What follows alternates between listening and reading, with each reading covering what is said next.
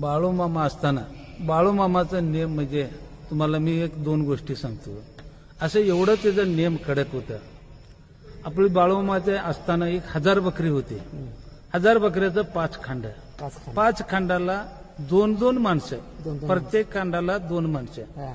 मामा तिसरा माणूस जो एकानं भक्त आला आणि ते तिसरा माणूस ते खांडाकडे जाऊन दे असं कारभाऱ्यानं एकानं सांगितलं. ए रांड्याच्या मनाला तिसरा माणूस एकानं असला त्याला तळावर बसू, पिल्ल्याकडे ठेव.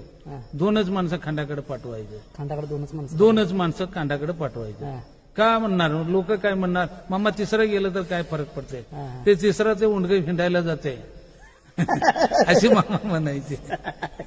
ते उंडगे हिंडायला जातात, गावात जातात, चहा प्यायला जातात, भाकरी काय जातात, हॉटेलात जातात. म्हणून त्या दोघांनी पाठवायच्या. म्हणून दोघांनीच पाठवायचं. आणि कुठं तरी एकानं कुणाची तरी एकानं धनगर तिथं भेटला, त्याच्याकडे पान सुपारी खायला किंवा तंबाखू खायला बसल्याला दिसालं, त्या धनगराबरोबर कशाला बसलाच रे उंडगीच्या म्हटला. त्याच्यात ते का गेलं तिथं.